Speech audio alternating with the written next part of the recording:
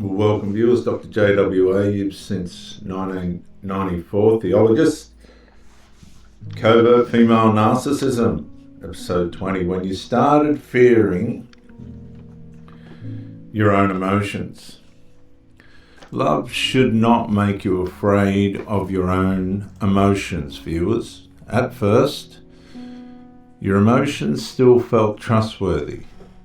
If something hurt, you felt it. If something felt wrong, you noticed it.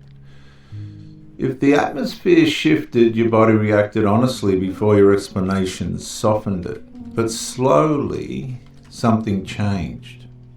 You started becoming careful with your reactions. Careful with your tone, careful with your facial expressions, careful with how much emotion you allowed yourself to show inside the relationship. Because over time, your emotions stop feeling safe to express, not through direct commands. Something quieter. A sigh when you looked hurt. A subtle withdrawal when you questioned something uncomfortable. A soft returning only after you emotionally settled yourself again. And eventually the nervous system begins learning something dangerous. Your emotions threaten connection. The room feels delicate tonight.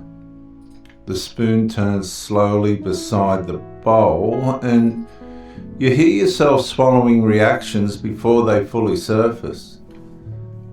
Agreement feels safer than vulnerability. Suppression feels safer than conflict. That's where the existential conditioning deepens. Because eventually your emotional honesty starts feeling more dangerous than the emotional pain itself. So you begin monitoring yourself internally. You rehearse conversations before having them. You soften emotional reactions before expressing them. And you explain away discomfort before the covert female narcissist has to respond to it. And slowly your nervous system starts treating self-suppression as emotional survival. Love, viewers, should not train you to fear what you genuinely feel. But eventually it does in a relationship with a covert female narcissist. Especially when the atmosphere keeps rewarding emotional restraint and punishing emotional disruption, because every time you express hurt honestly, the room changes. Warmth fades, disappearance appears, and the emotional climate tightens, and your body immediately starts trying to restore connection again. That is covert female narcissistic captivity. Because eventually your emotional reactions stop feeling like signals protecting you. They start to feel like threats capable of damaging the relationship. And over time, your emotions begin turning inward instead of outward.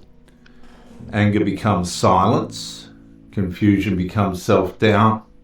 The hurt becomes emotional management. And underneath it all, viewers, another layer quietly starts bleeding through the relationship. A feeling you struggle to fully explain. Something restless, something humiliating. Something your nervous system senses long before your mind fully confronts it. You start wondering who receives the warmth when it disappears from you. You start noticing how quickly attention shifts. How easily admiration appears elsewhere. How emotionally alive she can suddenly become outside the atmosphere that keeps emotionally starving you. And that underlay matters.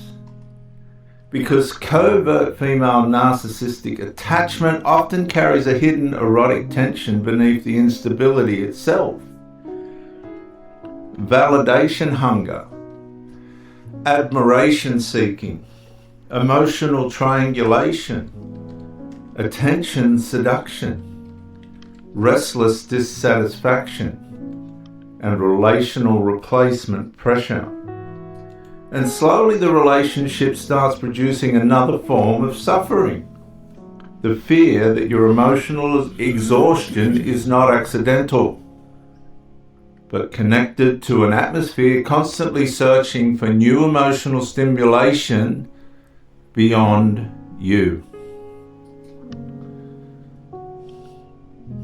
The fork stops moving, the silence stretches longer, and somewhere inside your body, betrayal begins forming before evidence fully arrives. Not always physical betrayal, something psychologically deeper. The feeling that your emotional safety was never fully protected inside the relationship at all. Viewers, love should not make you emotionally compete for warmth already promised to you. But when it comes to the covert female narcissist, eventually it does. And that is the catastrophic part. Not only that you become emotionally suppressed, but that your nervous system slowly started fearing replacement, withdrawal, emotional abandonment, loss of warmth, loss of significance, loss of emotional security itself. And eventually your body begins carrying jealousy, fear, hypervigilance, and emotional dread simultaneously while your mind keeps trying to preserve the relationship anyway.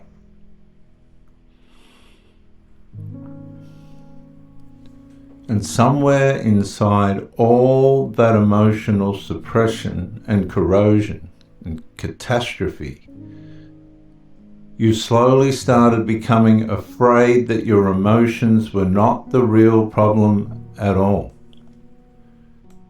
You were simply reacting to a female covert narcissistic atmosphere that your nervous system already knew